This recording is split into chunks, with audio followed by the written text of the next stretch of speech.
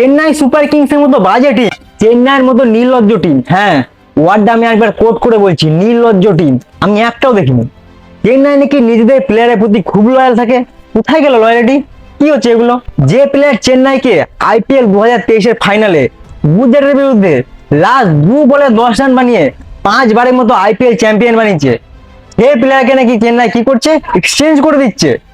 যে প্লেয়ার চেন্নাইয়ের জন্য এখনো পর্যন্ত 3,000-এর থেকে বেশি রান বানিয়েছে, যে প্লেয়ার ব্যাট হাতে মাথা নামলে প্রতিপক্ষ বোলার এখনো পর্যন্ত ব্যাক ফুটে থাকে, যদি লাস্ট 6 বলে 30 রানও দরকার হয় না, তাও বলারের মনে না একটা ভয় থাকে, কারণ জানে সামনে এমন একজন প্লেয়ার আছে যে 6 বলে 30 রান আরামসে করে দেবে।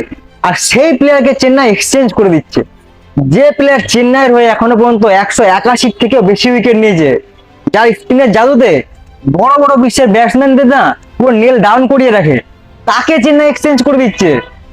যে প্লেয়ার তার রকেট আর্ম থ্রোর জন্য সারা বিশ্বে তার ফ্যান তৈরি করেছে, যার আউটস্ট্যান্ডিং ক্যাচের জন্য বিশ্বের বেস্ট ফিল্ডারের মধ্যে সে একজন, তাকে নাকি চেন্নাই এক্সচেঞ্জ করে দিচ্ছে। মানে ভাই জাস্ট বলার কিছু নাই। আর কার সাথে করছে, কোন প্লেয়ারকে নেওয়ার জন্য করছে? রাজস্থান রয়্যালসের ক্যাপ্টেন সঞ্জু স্যামসংকে।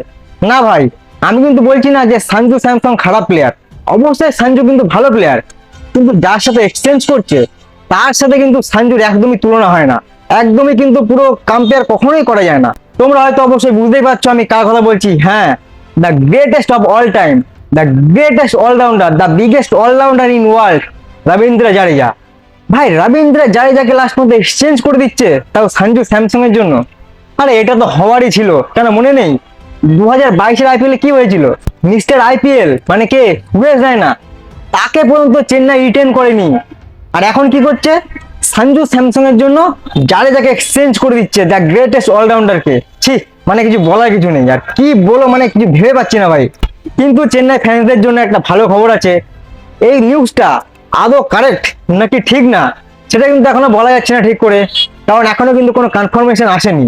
যদি আসে অবশ্যই তোমাদের জন্য আমি চ্যানেলে দিয়ে দেবো। যদি খবরটা ঠিক হয় তাহলে তো ভালো, যদি না হয় তাহলে তো আরো ভালো।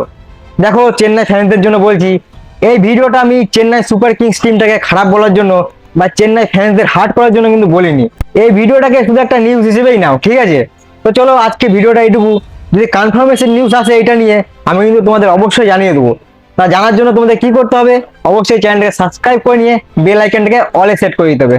তো চলো আজকে ভিডিওটা এখানেই শেষ করছি।